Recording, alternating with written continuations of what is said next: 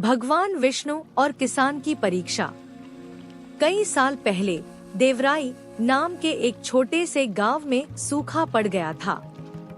धरती फट चुकी थी, खेत राख जैसे हो गए थे और आसमान महीनों से बादलों को भूल चुका था।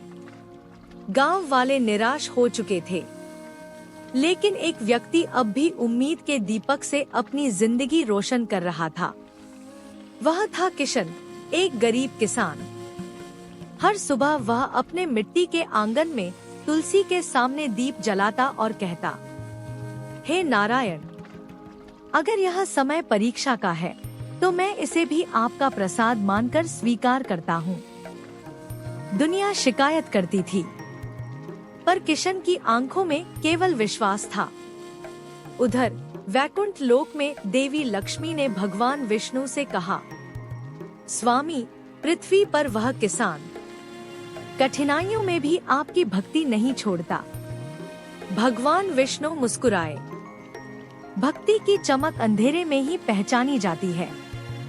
चलो उसकी परीक्षा लेते हैं। विष्णु जी ने एक साधारण बूढ़े साधु का रूप धारण किया और पृथ्वी पर उतर आए।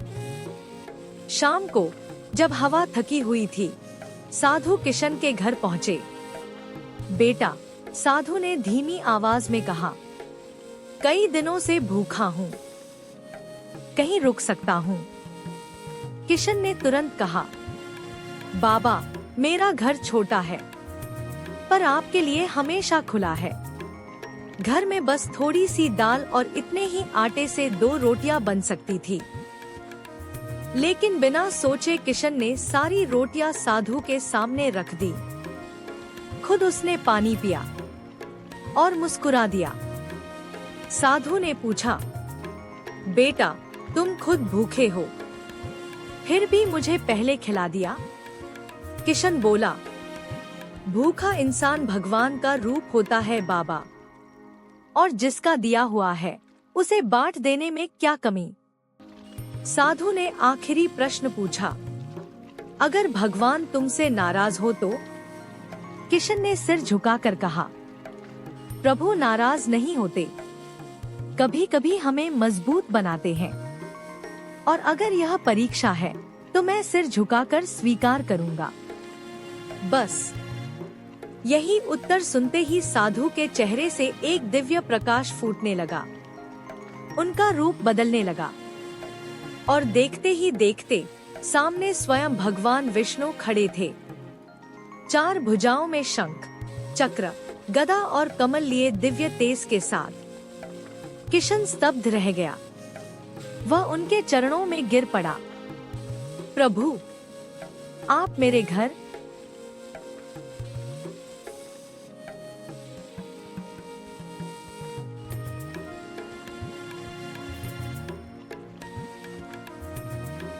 क्षणों में आकाश पर काले बादल छा गए।